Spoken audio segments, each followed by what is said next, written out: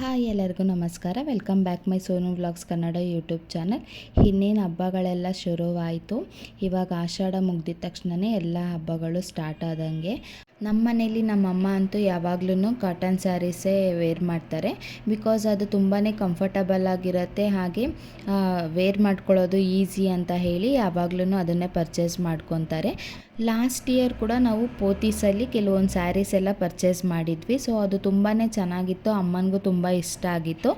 ಕೆಲವೊಂದು blouse pieces ಮತ್ತು cotton saris, ಇನ್ಸ್ಕರ್ಟ್ಸ್ನೆಲ್ಲನೂ purchase ಮಾಡಿದರು. ಅದು ಇನ್ನೂ ಚೆನ್ನಾಗಿದೆ, ಬಾಳಿಕೆನೂ ಚೆನ್ನಾಗಿ ಬರ್ತಾಯಿದೆ ಅಂತ ಹೇಳಿ ಅಮ್ಮ ಅಲ್ಲೇ ಪರ್ಚೇಸ್ ಮಾಡೋಣ ಅಂತ ಹೇಳಿದರು. ಸೊ ಇವಾಗ ಆಷಾಢ ಆಗಿರೋದ್ರಿಂದ ಅಲ್ಲಿ ಏನಾದರೂ ಆಫರ್ಸ್ ಇರುತ್ತೆ ಅಲ್ವಾ, ಸೊ ಹಂಗಾಗಿ ನಾವು ಹೋಗಿ ಬಂದುಬಿಡೋಣ, ಮತ್ತೆ ಟೈಮ್ ಸಿಗಲ್ಲ ಅಂತ ಹೇಳಿ ಪೋತೀಸ್ಗೆ ಹೊರಟಿದ್ದೀವಿ. ಬೆಳಗ್ಗೆನೇ ಎಲ್ಲ ಮನೇಲಿ ಕೆಲಸ ಎಲ್ಲ ಮುಗಿಸ್ಕೊಂಡಿದ್ದಾದಮೇಲೆ ಟಿಫನ್ ಮಾಡಿಕೊಂಡು ಡೈರೆಕ್ಟ್ ಅಲ್ಲಿಗೆ ಹೋದ್ವಿ. ನಮ್ಮ ಮನೆಯಿಂದ ಒಂದು 40 ಮಿನಿಟ್ಸ್ ಆಗುತ್ತೆ. ಸೊ ಹಂಗಾಗಿ ನಾವು ಬೇಗನೆ ಹೊರಟ್ವಿ. ನನ್ನ ಮಗನಿಗೆ ಇನ್ನೂ ಊಟ ಎಲ್ಲ ಮಾಡಿಸಿರಲಿಲ್ಲ ಅಂತ ಹೇಳಿ ಊಟ ಎಲ್ಲ ರೆಡಿ ಮಾಡಿಕೊಂಡು ಬಾಕ್ಸಿಗೆ ಹಾಕ್ಕೊಂಡು ಮೆಟ್ರೋಲ್ಲಿ ಹೋದರೆ ಊಟ ಮಾಡ್ಸೋಕ್ಕಾಗಲ್ಲ ಅಂತ ಹೇಳಿ ಕ್ಯಾಬ್ ಮಾಡಿಕೊಂಡು ಕ್ಯಾಬಲ್ಲೇ ಹೋದ್ವಿ. ಸ್ಯಾರೀಸ್ ಎಲ್ಲನೂ ತುಂಬ ಚೆನ್ನಾಗಿತ್ತು. ಎಲ್ಲ ಸ್ಯಾರೀಸ್ಗೂ ಆಫರ್ಸ್ ಇತ್ತು, ಎಲ್ಲ ಡ್ರೆಸ್ಸಸ್ಗೂ ಆಫರ್ಸ್ ಇತ್ತು. ಸೊ ನಾವು ನನ್ನ ಮಗನೂ ಹಠ ಮಾಡೋಕ್ಕೆ ಸ್ಟಾರ್ಟ್ ಮಾಡಿಬಿಟ್ಟ ಅಂತ ಹೇಳಿ ಬೇಗ ಎಲ್ಲನೂ ಪರ್ಚೇಸ್ ಎಲ್ಲ ಮುಗಿಸ್ಕೊಂಡ್ವಿ. ಏನೇನು ಪರ್ಚೇಸ್ ಮಾಡಿದೆ ಅಂತ ಹೇಳಿ ನಾನು ಎಲ್ಲನೂ ನಿಮ್ಮ ಹತ್ರ ಶೇರ್ ಮಾಡ್ಕೊತೀನಿ.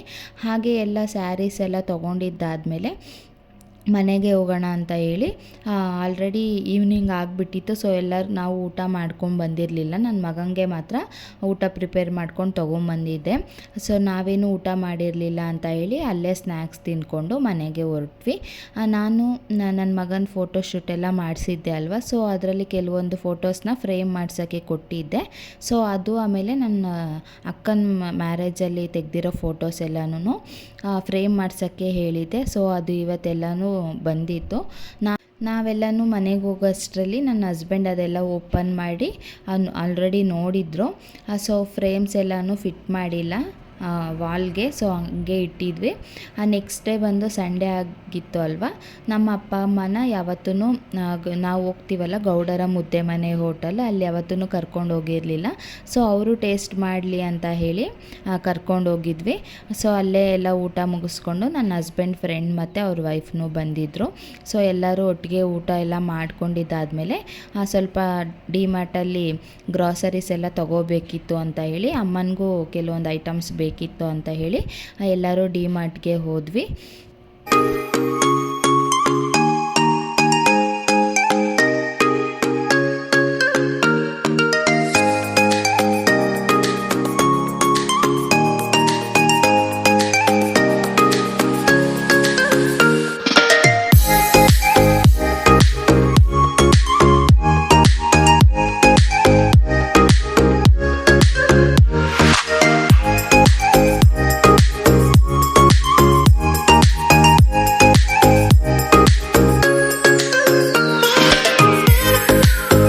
ಡಿಮಾರ್ಟಿಗೆ ಹೋಗಿ ಗ್ರಾಸರೀಸ್ ಎಲ್ಲ ತೊಗೊಂಡಿದ್ದಾದಮೇಲೆ ಮನೆಗೆ ಬಂದ್ವಿ.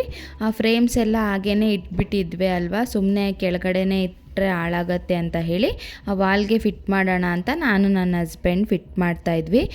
ಸೊ ನೋಡಿ ಈ ಥರ ಕಾಣ್ತಾ ಇದೆ. ನಾನು ತುಂಬ ದಿನದಿಂದ ಅಂದ್ಕೊಂಡಿದ್ದೆ ಈ ಫೋಟೋನ ಒಂದು ಫ್ರೇಮ್ ಮಾಡಿಸೋಣ ಅಂತ ಹೇಳಿ. ಅದಕ್ಕೆ ಇಲ್ಲೆಲ್ಲ ಫುಲ್ಲು ವಾಲಲ್ಲಿ ಗ್ಯಾಪ್ ಎಲ್ಲ ಹಾಗೆ ಬಿಡಿಸಿದ್ದೆ, ಏನನ್ನು ಹಾಕೋದು ಬೇಡ, ಫ್ರೇಮೇ ಹಾಕ್ಸ್ಬೇಕು ಅಂತ ಹೇಳಿ. ನೋಡಿ ಎಷ್ಟು ಚೆನ್ನಾಗಿ ಕಾಣ್ತಾ ಇದೆ ಅಂತ. ತುಂಬಾ ಚೆನ್ನಾಗಿತ್ತು ಫ್ರೇಮ್ನು. ನಾನು ಯಾವ ರೀತಿ ಹೇಳಿದ್ನೋ ಅದೇ ರೀತಿಯೇ ಮಾಡಿಕೊಟ್ಟಿದ್ರು. ಸೊ ಇನ್ನೂ ಒಂದು 2-3 ಬರೋದಿತ್ತು, ಫ್ರೇಮ್ಸ್ ಇನ್ನೂ ಬಂದಿರಲಿಲ್ಲ ನನ್ನ ಮಗಂದೆಲ್ಲನೂ. ಸೊ ಎಲ್ಲ ಬಂದಾದಮೇಲೆ ಒಟ್ಟಿಗೆ ಎಲ್ಲೆಲ್ಲಿ ಹಾಕಬೇಕು ಅಂತ ನೋಡಿ ಹಾಕೋಣ ಅಂತ ಹೇಳಿ ನೆಕ್ಸ್ಟ್ ಯಾವ ಫ್ರೇಮನ್ನು ಹಾಕಲಿಲ್ಲ. ಇದೊಂದು ಮಾತ್ರ ಫಿಟ್ ಮಾಡಿ ಇಟ್ಟಿದ್ದೀನಿ.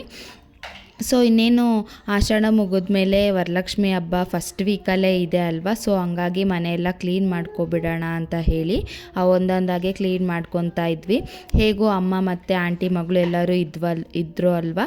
ಸೊ ಅವರೆಲ್ಲ ಹೋದ್ಮೇಲೆ ನಾನು ಒಬ್ಳಿಂದನೇ ನನ್ನ ಮಗನ ಇಟ್ಕೊಂಡು ಮನೆಯೆಲ್ಲ ಕ್ಲೀನ್ ಮಾಡ್ಕೊಳಕ್ಕಾಗೋದಿಲ್ಲ ಅಂತ ಹೇಳಿ ನನ್ನ ಅಮ್ಮನೇ ಬೇಗ ಆದರೂ ಪರವಾಗಿಲ್ಲ ಕ್ಲೀನ್ ಮಾಡ್ಕೊಬಿಡೋಣ, ಅಂತ ಹೇಳಿ ಕ್ಲೀನ್ ಮಾಡ್ತಾಯಿದ್ರು. ಸೊ ಒಂದೇ ದಿನಕ್ಕಂತೂ ಫುಲ್ ಮನೆ ಕ್ಲೀನ್ ಮಾಡೋಕ್ಕಾಗಲ್ಲ, ಒಂದೊಂದಾಗೆ ಮಾಡ್ಕೊಳ್ಳೋಣ ನಿಧಾನಕ್ಕೆ ಅಂತ ಹೇಳಿ ಇವತ್ತು ಕಿಚನ್ ಸ್ಟಾರ್ಟ್ ಮಾಡ್ಕೊಂಡಿದ್ವಿ. ಕಿಚನಲ್ಲಿ ನಾನು ಆಲ್ಮೋಸ್ಟ್ ಯಾವುದು ಜಾಸ್ತಿ ಐಟಮ್ಸ್ ಏನೂ ಇಟ್ಕೊಂಡಿಲ್ಲ. ನನಗೆ ಎಷ್ಟು ಬೇಕೋ, ಇಬ್ಬರೇ ಇರೋದ್ರಿಂದ ನನಗೆ ಎಷ್ಟು ಬೇಕೋ ಅಷ್ಟೇ ಇಟ್ಕೊಂಡಿದ್ದೆ. ಸೊ ಈ ಥರ ಏನಾದರೂ ಹಬ್ಬಗಳು ಬಂದರೆ ನನಗೆ ಕ್ಲೀನ್ ಮಾಡ್ಕೊಳ್ಳೋಕ್ಕೆ ಕಷ್ಟ ಆಗುತ್ತೆ ಅಂತಲೇ ನಾನು ಏನನ್ನೂ ಜಾಸ್ತಿ ಇಟ್ಕೊಂಡಿಲ್ಲ. ಪಾತ್ರೆಗಳು ಅಷ್ಟೇ ತುಂಬ ಏನೂ ಇರಲಿಲ್ಲ. ಸೊ ಹಂಗಾಗಿ ಬೇಗ ಬೇಗ ಎಲ್ಲ ಅಮ್ಮ ವಾಶ್ ಮಾಡಿಕೊಟ್ರು. ನನ್ನ ತಂಗಿ ಅದೆಲ್ಲ ಪಾತ್ರೆ ಎಲ್ಲ ಡ್ರೈ ಆಗಬೇಕಲ್ಲ, ಸೊ ಅದನ್ನೆಲ್ಲ ಹೊರಗಡೆ ಹಾಕ್ತಾಯಿದ್ಲು. ಇನ್ನು ಕಿಚನಿಂದೆಲ್ಲ ಕಂಪ್ಲೀಟ್ ಆದಮೇಲೆ ಕರ್ಟನ್ಸು ಮತ್ತು ಬೆಡ್ಶೀಟ್ಸ್ನೆಲ್ಲನೂ ವಾಶ್ಗೆ ಹಾಕಬೇಕು. ಅದಾದಮೇಲೆ ವಾರ್ಡ್ರೋಬಲ್ಲಿ ಏನು ಅಷ್ಟು ಕಷ್ಟ ಆಗಲ್ಲ ಕ್ಲೀನ್ ಮಾಡ್ಕೊಳ್ಳೋಕ್ಕೆ, ಬಿಕಾಸ್ ನಾನೆಲ್ಲನೂ ಆರ್ಗನೈಸರ್ಸಲ್ಲಿ ಫೋಲ್ಡ್ ಮಾಡಿಟ್ಟಿದ್ದೀನಿ ಬಟ್ಟೆಗಳನ್ನೆಲ್ಲನೂ. ಸೊ ಹಂಗಾಗಿ ನನಗೆ ಕಷ್ಟ ಆಗಲ್ಲ. ಯಾವಾಗ್ಲೂ ವೀಕ್ಲಿ ಒನ್ಸ್ ಆದರೂ ನಾನು ವಾರ್ಡ್ರೋಬ್ಸ್ ಎಲ್ಲನೂ ಕ್ಲೀನ್ ಮಾಡ್ಕೊತಾ ಇರ್ತೀನಿ. ಹಂಗಾಗಿ ಇವಾಗೇನು ಅಷ್ಟು ಹೆವಿ ಅನಿಸಲ್ಲ. ಕಿಚನ್ನೊಂದು ನನಗೆ ಸ್ವಲ್ಪ ಕಷ್ಟ ಆಗೋದು. ಸೊ ಹೇಗೋ ಅಮ್ಮ ಇದ್ರಲ್ಲ, ಎಲ್ಲ ಅವರೇ ಮಾಡಿಕೊಟ್ರು. ಬೇಗ ಬೇಗ ಎಲ್ಲ ಕ್ಲೀನಿಂಗ್ ಮುಗಿಸ್ಕೊಂಡ್ರೆ ಅಮ್ಮನೂ ತುಂಬ ದಿನ ಆಯ್ತಲ್ವ ಬಂದು, ಸೊ ಅವರು ಊರಿಗೆ ಹೋಗಬೇಕು ಅಂತ ಹೇಳ್ತಾಯಿದ್ರು.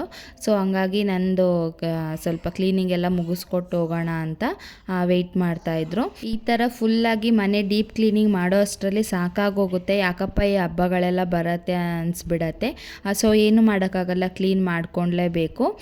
ಸೊ ಇನ್ನೊಂದು ಏನಪ್ಪ ಅಂತಂದರೆ, ನಾನು ಪ್ರೀವಿಯಸ್ ವ್ಲಾಗಿಗೆಲ್ಲನೂ ತುಂಬಾ ಚೆನ್ನಾಗಿ ರೆಸ್ಪಾನ್ಸ್ ಮಾಡಿದ್ದೀರಾ. ವ್ಯೂವ್ಸ್ ಎಲ್ಲನೂ ತುಂಬಾ ಚೆನ್ನಾಗಿ ಬರ್ತಾಯಿದೆ. ಸೊ ಹಿಂಗೆ ಸಪೋರ್ಟ್ ಮಾಡಿ ಅಂತ ಕೇಳ್ಕೊತ ಈ ವ್ಲಾಗ್ನ ಇಲ್ಲಿಗೆ ಎಂಡ್ ಮಾಡ್ತಾಯಿದ್ದೀನಿ.